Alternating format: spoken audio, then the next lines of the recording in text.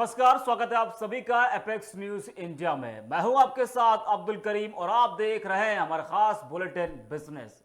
जी हां, आपको हम बताएंगे कारोबार जगत की तमाम बड़ी खबरें। तो चलिए शुरुआत करते हैं खबरों की। इंस्टेंट लोन देने वाले ऐप्स पर अब सरकार एक्शन की तैयारी में है। दरअसल केंद्र सरकार गूगल प्ले स्टोर और एप्पल ऐप स्टोर पर मौजूद अवैध लोन ऐप्स पर नकेल कसने की योजना बना रही है।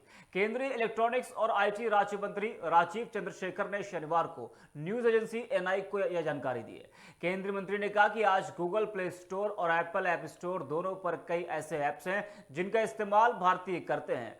हम लोन एप्लीकेशन के लिए आए आवेदनों पर नजर रख रहे हैं। इसके अलावा हमने गूगल एप्पल दोनों को एक एडवाइजरी भी जारी की है कि उन्हें असुरक्षित या गैर कानूनी ऐप्स को अपने प्लेटफॉर्म पर नहीं शामिल करना चाहिए। उन्होंने आगे कहा कि हमारी सरकार का लक्ष्य है कि इंटरनेट सभी डिजिटल नागरिकों के लिए सुरक्षित और विश्वसनीय हो। इसी लक्ष्य पर हम काम कर रहे हैं। इसके लिए हम जल्द आरबीआई के साथ भी बैठक करने की योजना बना रहे हैं।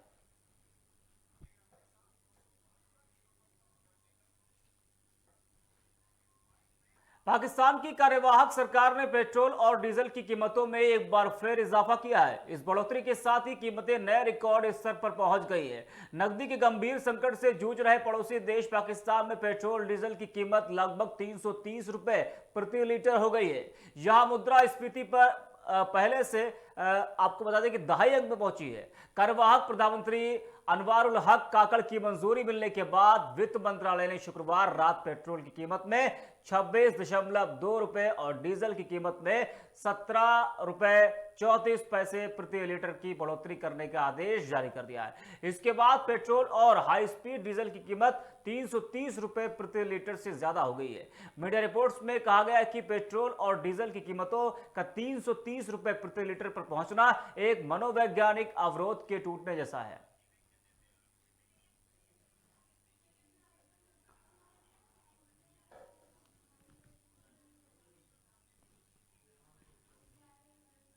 सरकार ने कच्चे पेट्रोलियम पर विशेष अतिरिक्त उत्पाद शुल्क आज से बढ़ाकर 10,000 रुपए प्रति टन कर दिया है। इससे घरेलू स्तर पर उत्पादित कच्चे तेल पर अप्रत्याशित लाभ कर 6,700 रुपए प्रति टन तय किया गया था। विमान ईंधन या एटीएफ पर शुल्क मौजूदा 4 रुपए प्रति लीटर से घटाकर 3.5 रुपए प्रति लीटर कर दिया गया है। इस पर वित्त मंत्रालय ने कहा कि डीजल के निर्यात पर एसएजीईडी या शुल्क को मौजूदा 6 रुपए प्रति लीटर से घटाकर 5.50 यानी कि 5 रुपए 50 पैसे प्रति लीटर कर दिया जाएगा। बता दें कि केंद्र सरकार ने पहली बार 1 जुलाई 2022 से स्थानीय रूप से उत्पादित कच्चे तेल की बिक्री पर अप्रत्याशित कर लगाया था, क्योंकि तेल की खोज और उत्पादक कंपनियों ने यूक्रेन पर रूस के आक्रमण के बाद कई साल के उच्च कच्चे तेल की कीमतों के बीच भारी मुनाफा कमाया था। तेल उत्पादक सऊदी अरब और रूस की ओर से तेल उत्पादन में कटौती को साल के अंत तक बढ़ाए जाने के बाद से अंतर्राष्ट्रीय बाजार में कच्चे तेल की कीमतों में तेजी आई। शुक्रवार को तेल की कीमतें लगातार 5वें सत्र में 10 महीने के नए उच्च स्तर पर पहुंच गई हैं।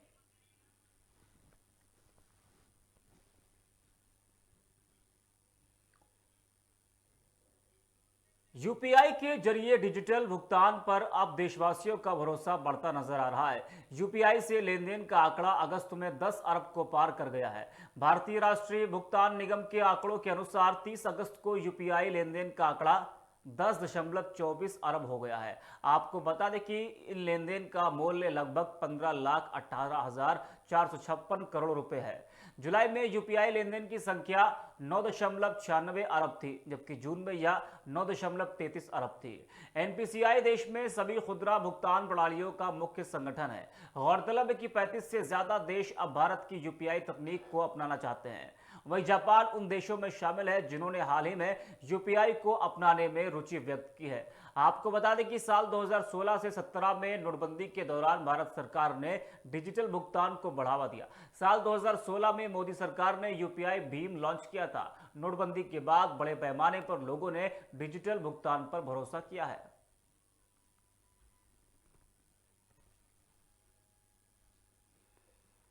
वहीं सीबीआई ने कथित रूप से 20 लाख रुपए की रिश्वत लेने के मामले में PSU bridge and roof company of India limited के अध्यक्ष के कार्यकारी सचिव सहित 7 लोगों को गिरफ्तार किया है।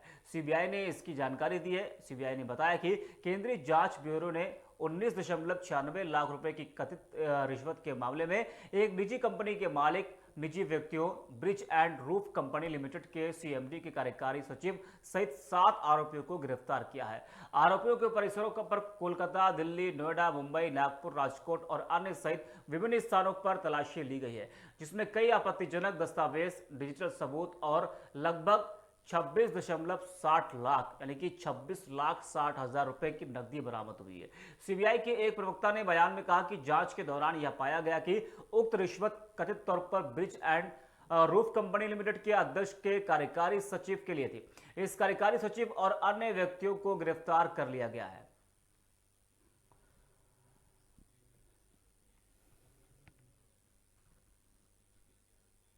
भारत में डीजल की बिक्री में सितंबर में लगातार दूसरे महीने गिरावट देखने को मिली है। ऐसा माना जा रहा है कि देश में बारिश की वजह से इनकी मांग घट गई है। बता दें, सरकारी तेल कंपनियों ने आज डीजल की बिक्री के आंकड़े जारी किए हैं। वहीं पेट्रोल की बिक्री में मामूली वृद्धि देखने को मिली है, जबकि सितंबर की पहली छमाही में 3 राज्य के स्वामित्व वाले ईंधन खुदरा विक्रेताओं द्वारा डीजल की बिक्री में साल दर साल गिरावट आई है। बता दें कि डीजल देश में सबसे अधिक खपत वाला ईंधन है। एक साल पहले की अवधि की तुलना में 1 से 15 सितंबर के बीच डीजल की मांग 5.8% गिरकर 2.72 मिलियन टन हो गई है। वहीं पिछले महीने अगस्त में भी इसकी खपत में गिरावट देखने को मिली है।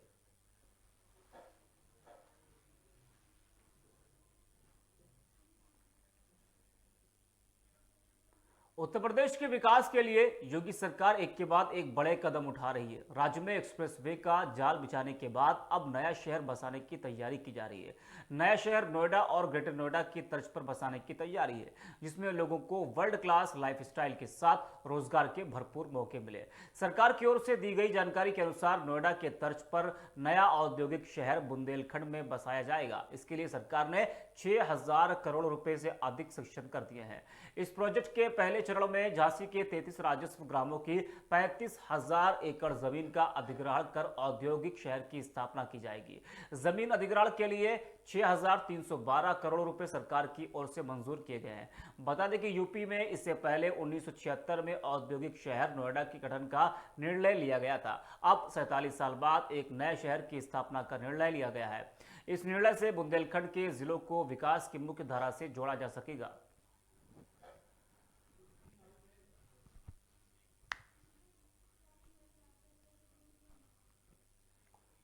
राजनीतिक व वित्तीय अस्थिरता के बीच आने वाले वर्षों में वैश्विक जीडीपी में कमजोरी आने की आशंका है, लेकिन भारतीय अर्थव्यवस्था मजबूती से आगे बढ़ती रहेगी। विश्व आर्थिक मंच के शुक्रवार को जारी सर्वे के मुताबिक 10 में से 6 अर्थशास्त्रियों का मानना है कि विकसित देशों में आर्थिक अनिश्चितता बनी हुई है। वैश्विक आर्थिक दृष्टिकोण संयुक्त राष्ट्र सतत विकास लक्ष्यों को पूरा करने की दिशा में प्रगति को कमजोर कर देगा। 74% का कहना है कि भू राजनीतिक तनाव का भी यही असर होगा।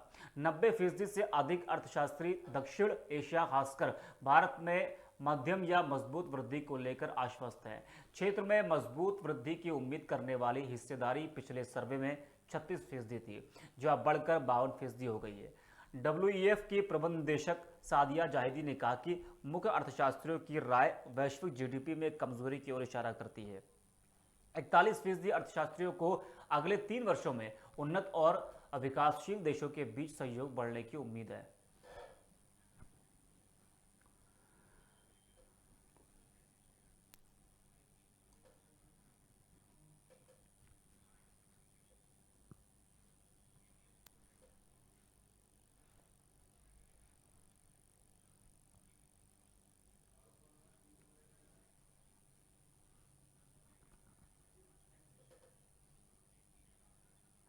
तो हमारे खास बुलेटिन में फिलहाल के लिए इतना ही, लेकिन आपको हम हर रोज अपने इस स्पेशल बुलेटिन में कारोबार जगत से जुड़ी तमाम बड़ी खबरें आपको बताते रहेंगे। आप देखते रहिए एपेक्स न्यूज़ इंडिया।